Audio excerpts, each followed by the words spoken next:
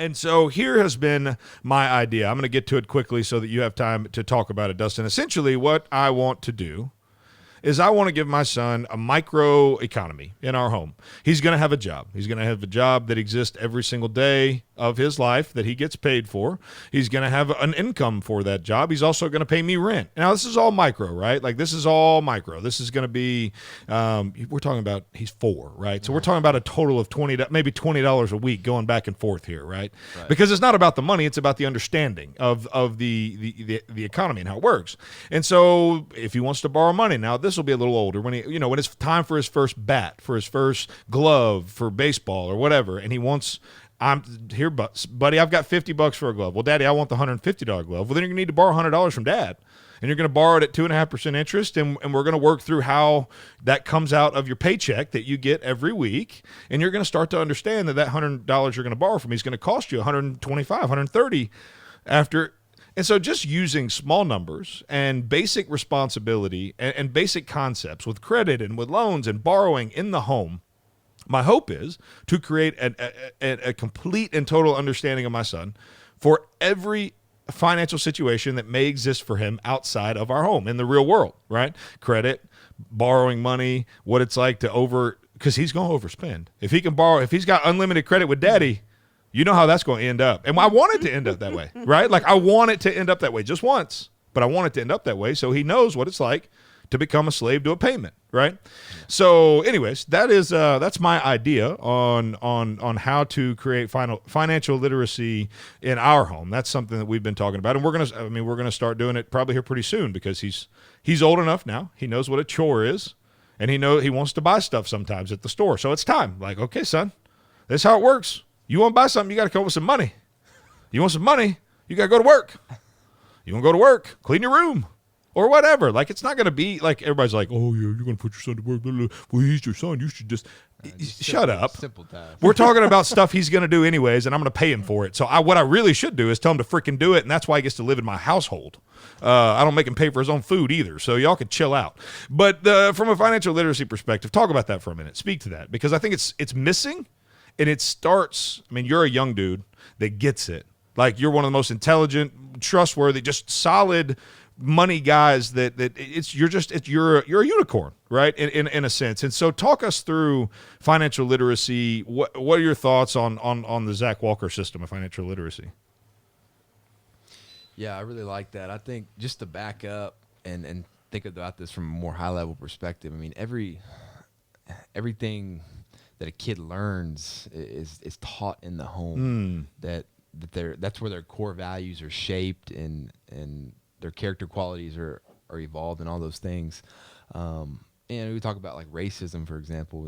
That's something that's really taught and they're brought up in. And I think the same thing goes with financial literacy and understanding those concepts. It's taught in the home. So I think there's a gap right now in America as far as literacy, like you said, and kids understanding these things because they're not getting it at school. They're not getting it from the way that we're marketed to and advertised. Like, hey, go to Amazon, buy all this stuff, run up your credit card. That's not financial literacy at all. So, right. So where are they getting this from? And consumerism. Right. Yeah. Exactly. And so the answer is from their parents if they're in that age range. So, no, I think that's a fantastic idea. I'm seeing a radio show in the future where Zach evicts his son.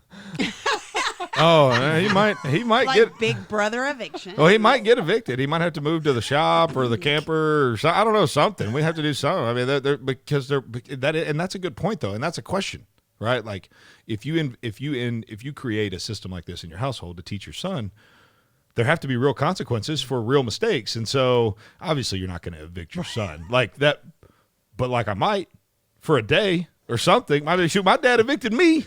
It was the best thing ever happened to me, too. You know why? Because I didn't follow the freaking rules. Now, that being said, I was 18, right? Like, I'm not going to evict my 5-year-old because he didn't pay his rent. Like, everybody needs to take a step back and understand we're talking about microcosms. We're talking about economy of scale. We're talking about just understanding the concepts of there's no such thing as a free lunch. You have to work for everything you get, and every dollar that you work for and get, you then need to be able to turn around and hold on to, right? Like, it's not what you make, it's what you keep. Right. I mean, is that not one of the biggest Yeah. things we've talked about? Yeah, one of the biggest things is living below your means. That's the reason people end up head over heels in debt and in terrible financial situations, because they spent all this money but they weren't making it. They became highly leveraged, and in your microcosm idea, the only thing I would say is I wouldn't necessarily encourage borrowing money. Yeah, that's actually to be honest, I mean, I would teaching about mortgages and all those things. Sure. I think would be important, but you mentioned that $150 glove or whatever it may be. buy a $75 glove. Yeah, I mean, I would say, if you've got the money to purchase it, yeah, let's do it. But it's going to take you some time to save up for that thing, and that's the discipline where I think people they don't have. It's the process and discipline of saving up for a purchase. It's a lot. Well, money's cheap. Yeah, it's a lot easier go borrow just it. go borrow it. Yep. Yeah, but you are indebted to whoever you borrowed that from. Slave to a payment. Well, Yeah. you got to teach them, like with the baseball glove. You feel that baseball glove. It's cool. You have tangible. You got to get the money tangible thing too. Yeah. When they have their money and they see it, and you go, "Let's go here and purchase this Xbox game," or "Let's do this." Now you take it and you give it, Yeah. and it's gone. There's the swipe. The swipe effect is doesn't- real. Yeah. Oh, it's It's a real. You don't psychological feel thing. it. Yeah. Yeah. If I have cash in my Yeah. pocket, it stays in my pocket for a long time. And you don't feel the pain on your bank account unless it says 0. That's right. No, that's right. If you can swipe it and it'll give you something, there's not going to be any pain, right? So, no, you're right. And so I always appreciate Dustin coming in. It's been a Money Man Monday morning. The only thing I will say is that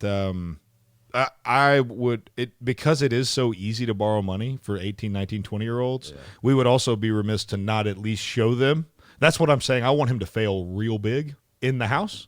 Like when he makes his first mistake in any category, I would love for it to be under my roof, because I can control the impacts of, it's like that first time I made a decision outside of our house, it was my first big mistake, and it ended up with me going to jail for a night, right? Like my dad could not help me there. He could not control that. He could not help let me down easy on that. It was one of those things where it hurt big. And so I want that always to happen first time right there in our house, so that we can make it hurt big in a way that it is only big in his little world at that moment. You know what I'm saying? Right. But no, I love that. So Dustin's information is on the screen. Connor is going to put that back up on the screen. And then it's always at www.thehometownheartbeat.com, thehometownheartbeat.com. Go to partners, Dustin Haraway, Raymond James, Financial Strategies Group, 256-705-0300. It's been a Money Man Monday morning.